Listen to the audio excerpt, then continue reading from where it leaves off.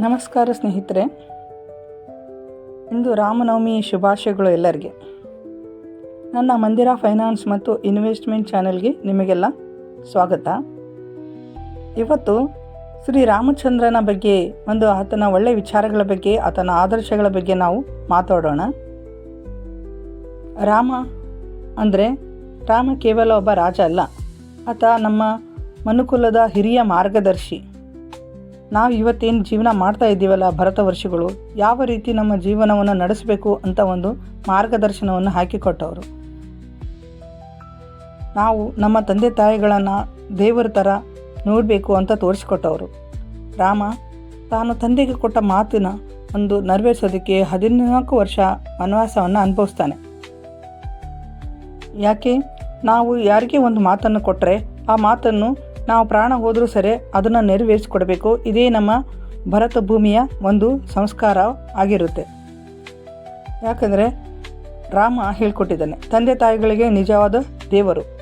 ಕೇವಲ ತಂದೆ ತಾಯಿ ಕೊಟ್ಟ ಮಾತೇ ಅಲ್ಲ, ನಾವು ಯಾರಿಗೆ ಜೀವನದಲ್ಲಿ ಏನೇ ಒಂದು ನೆರವೇರಿಸ್ತೀವಿ ಅಂತ ಭಾಷೆ ಕೊಟ್ಟ ಮೇಲೆ ಅದನ್ನು ಆದಷ್ಟು ಮಟ್ಟಿಗೆ ಅದನ್ನು ನೆರವೇರಿಸೋದಕ್ಕೆ ನಾವು ಎಲ್ಲ ರೀತಿಯ ಪ್ರಯತ್ನಗಳನ್ನು ಮಾಡಬೇಕು ಅಂತ ತೋರಿಸ್ಕೊಟ್ಟಿದ್ದಾನೆ.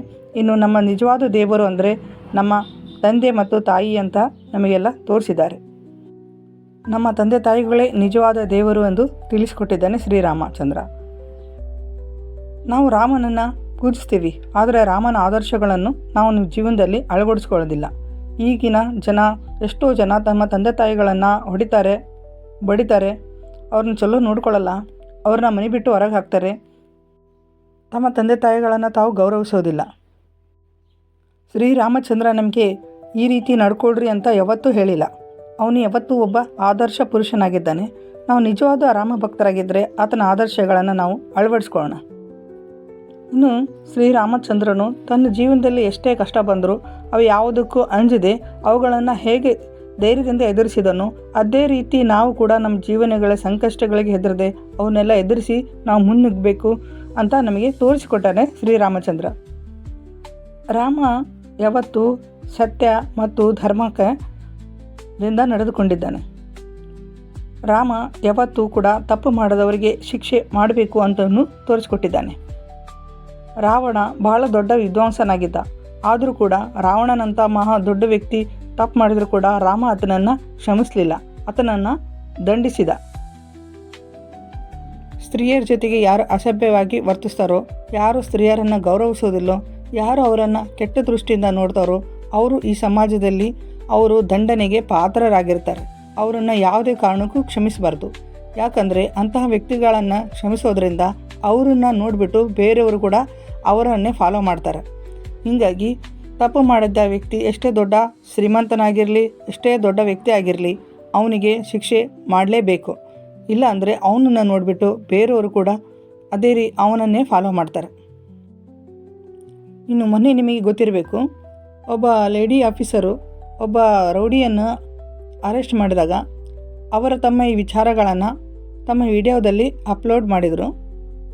ಇದನ್ನು ನೋಡಿದ್ದ ಕೆಲವು ಕೆಟ್ಟ ಮನಸ್ಥಿತಿ ಜನರು ಅವರಿಗೆ ಕೆಟ್ಟದಾಗಿಯೇ ಕಮೆಂಟ್ ಮಾಡಿದ್ದಾರೆ.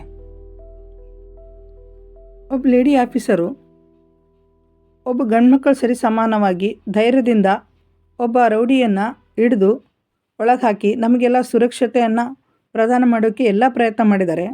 ಅಂಥವರಿಗೆ ನಾವು ಅಪ್ರಿಷಿಯೇಟ್ ಮಾಡಬೇಕಾ ಅಥವಾ ಅವರಿಗೆ ಕೆಟ್ಟದಾಗಿ ಕಮೆಂಟ್ ಮಾಡಿ ಅವರಿಗೆ ಡಿಮೋಟಿವೇಟ್ ಮಾಡಬೇಕಾ? ಇದೇನಾ ನಮ್ಮ ದೇಶದ ಸಂಸ್ಕೃತಿ, ಸಭ್ಯತೆ? ರಾಮ ನಮಗೆ ಇದೇನಾ ತಿಳಿಸ್ಕೊಟ್ಟಿದ್ದು ನಮಗೆ? ನಾವು ರಾಮನಾಮ ಜಪವನ್ನು ಮಾಡ್ತೀವಿ, ಆದರೆ ರಾಮನ ಆದರ್ಶಗಳನ್ನು ಯಾಕೆ ನಾವು ನಮ್ಮ ಜೀವನದಲ್ಲಿ ಅಳವಡಿಸ್ಕೊಳ್ಳಲ್ಲ? ರಾಮ ಹೇಗೆ ತಪ್ಪು ಮಾಡಿದವ್ರಿಗೆ ದಂಡಿಸಿದ್ನೋ ಅದೇ ರೀತಿಯಾಗಿ ನಮ್ಮ ಸುತ್ತಮುತ್ತ ಇರುವ ಕೆಟ್ಟ ಮನಸ್ಥಿತಿಯವ್ರನ್ನ ನೀವು ನೋಡಿ ಸುಮ್ಮನೆ ಕುಂದ್ರಬೇಡ್ರಿ. ಇವತ್ತು ಬೇರೆ ಹೆಣ್ಮಕ್ಳಿಗೆ ಕೆಟ್ಟದಾಗಿ ಕಮೆಂಟ್ ಮಾಡೋರು ನಾಳೆ ನಿಮಗೂ ಕೂಡ ಮಾಡೋದಿಲ್ಲ ಅಂತ ನೀವು ತಿಳ್ಕೊಬೇಡ್ರಿ. ಕೆಟ್ಟ ಮನಸ್ಥಿತಿ ಇರುವ ವ್ಯಕ್ತಿಗಳು ಎಲ್ಲರನ್ನೂ ಯಾವಾಗಲೂ ಕೆಟ್ಟ ದೃಷ್ಟಿಯಿಂದನೇ ನೋಡ್ತಾರೆ. ರಾವಣ ಒಂದು ಸಲ ಸೀತೆ ಮಾತನ್ನು ಎತ್ಕೊಂಡು ಹೋದರೆ ನಾವು ಈ ಯುಗದವರೆಗೂ ಕೂಡ ಆತನ ಮೂರ್ತಿಯನ್ನು ಮಾಡಿ ನಾವು ಸುಡ್ತೀವಿ, ಶಿಕ್ಷೆ ಕೊಡ್ತೀವಿ.